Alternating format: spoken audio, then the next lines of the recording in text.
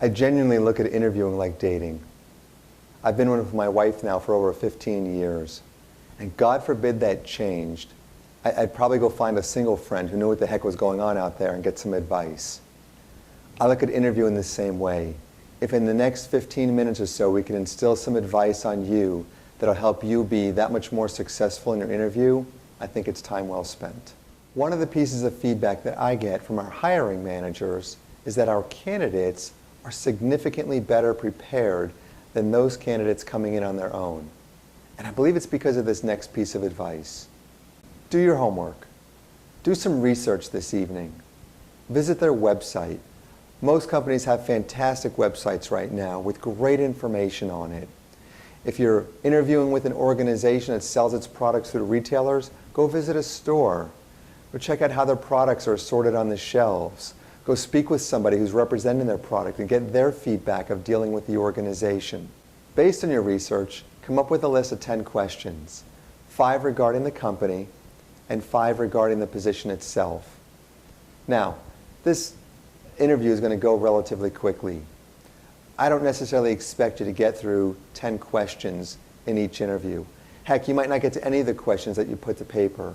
But it's the process of doing your research and putting these questions together that will allow you to have an intelligent dialogue throughout the interview. I believe there's an art to asking questions. When you prepare these, I want you to follow 2 rules of thumb.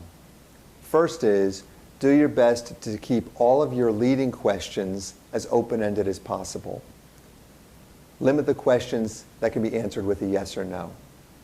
Secondly, you've probably been in an interview or even just a discussion before where it feels like a back and forth question and answer session, maybe even just an interrogation of sorts. I want to prevent that from happening here. And the way that we do that is that we prove to the interviewer that you understand that which you're asking about. The way that we do that is we make sure to include some insight on the front end of the question. So, for example, if you're talking about company information, rather than asking an organization, what are your growth plans for next year, you might say, hey, when I did my research on your website, I saw that you guys grew by 10% 2 years ago, 12% last year. What is your anticipated growth looking to the next 2 years? Or a simple question regarding the role might be, at company X, when I improved forecast accuracy from 70 to 77%, we saw a reduction in inventory of $1.5 million. What results are you looking for out of this position? From an HR standpoint, you'll be able to ask a lot more of your culture and company-related questions. Across the board, when you think of all the interviewers, don't be afraid to ask the same question of multiple people. Heck, if you do this properly, you may feel like a broken record when you come out of there. But this can be important. If you're asking the same question and getting answers that are 180 degrees apart, that may be a red flag. Be ready for the tough questions. On the surface, they look like the easiest questions out there. For example, the #1 question in my experience that knocks people out of the interviewing process is, tell me about yourself. Seems like such an easy question on the surface, but the problem is it is so open-ended that people can answer it in various ways. I've had some candidates take 30 seconds. Literally, in one case, I had someone take 30 minutes to answer that question. If you're getting this or other questions that are extremely open-ended and you're not positive as to what they're looking for, do your best to clarify it. For example, Joe, there's a lot of facets of my background that I'm really proud of. Is there something specific that you'd like me to focus on? Other generic questions that you should be prepared to answer: what do you know about our company? Why are you interested in working for us? Why are you interested in leaving your current company? What stood out to you on our website? Can you name a couple of our brands, for example? If this is an opportunity that you're going to need to relocate to, why are you open to considering relocation? Those are just a few things you should be ready to answer. When it comes to answering questions, no negatives. No negatives about past jobs, past employers, past bosses, none of it.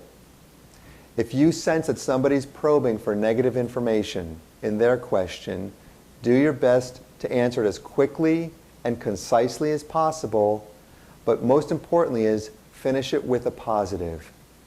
If somebody's really probing for negative information and you finish it with a positive, most often you're going to throw them off and they'll move on. For example, Kelly, tell me about your worst boss. Well, the problem with my worst boss was she didn't treat others with respect. And as our role was one that required a lot of cross-functional collaboration, unfortunately, those folks in return didn't treat us with respect. What I've learned from this is something that I practice in my life daily, which is simply treat others the way you want to be treated. It goes without saying, this is a business formal interview. Unless the company invites you to do otherwise, men, nice suit and tie, women, suit and a blouse perhaps. This may sound like a bizarre suggestion, but I strongly recommend that you pack an extra shirt and tie or blouse with you. 10% of the times when I debrief candidates, it starts with, it would have gone great if, and usually there's some reference to spilling or dropping something on themselves that creates a huge distraction during the interview. Truth of the matter is most hiring managers don't care. They assume you didn't necessarily pull a shirt or blouse out of the closet that morning with a huge coffee stain on it, but the reality is it takes away the attention of the candidates. At the same time, if you're anything like me, I like to snack throughout the day. Strongly suggest you simply pack an energy bar, a piece of fruit, candy, whatever your fix is that you can eat in between interviews. Make sure you bring enough copies of your resume for everybody, including yourself. This is the document that most interviewers are going to be referring to during your discussion. I want you to have a copy of this with you so that if you're citing statistics, costs saved, percentage of efficiencies gained, etc., that you're citing it consistent with what's on your resume and what the interviewer has reviewed in advance. Now, with that being said, this is not an invitation to read off your resume, it's simply to have a reference point. Attitude means a lot, and I don't mean ego here. As we say in the office, smile, but don't be phony. Mention their name once in a while. You ever feel like you're in a meeting, the person you're interacting with, they're speaking back, they're asking other questions, but you can tell mentally they're not there. Maybe they're just blatantly multitasking by reading emails on the computer. Maybe you sense that they're daydreaming about a date coming up this weekend. But whatever the case is, I don't ever want the interviewer to get to that place with you. When you're in a position like that, if you've lost the person, when you mention their name and you do it with some conviction, mentally it's like watching them fall off a chair. It's pretty funny. The way that we prevent the interviewer from ever getting to that place to begin with is every once in a while we do mention their name. Joe, great question, and answer the question. Mention their name from time to time, but don't overdo it. When it's done too much, and it can actually become a big distraction. Now, it's not uncommon that you're going to get this question, and it's often most the dreaded question that you are going to get, usually coming from HR or the hiring manager, and that is the compensation question. Jack, what are your compensation expectations for this role? If you ever had interest in politics or being a politician, I want you to practice here. Think back to a debate. Everybody wants to know where the politician stands on a given issue. The question is finally presented during the debate, and what does the politician do? They state the facts that everybody already knows. They bring up all this historical information, and they package it in a way that makes it sound like they're answering the question, and they move on. And it's not until 5 or 10 minutes later you realize, wow, they never answered the question. I want you to do the same thing here. So the facts in this case are what you're making today. Sue, I'm currently making X dollars plus Y bonus potential. I've done my homework. I understand what other companies are paying for this role, and I trust that if we get to this point, you and Company X will put together a fair and equitable plan commensurate with my experience. And then it's time to be quiet. I will tell you in my own experience, if I sense that somebody is very comfortable in the fact that they're not giving up this information, I'll back off. But at the same time, if I sense that they're not comfortable giving this answer, I'll put them in a professional corner until I get that number out of them. So if there's any one thing that you need to rehearse for this interview, it's your response to the compensation question. Now, it's common during the face-to-face interview that you're going to meet with multiple people coming from multiple functions. Each of them is going to be looking at this role from a slightly different angle. My suggestion is that you figure out as quickly as possible how they are viewing this position.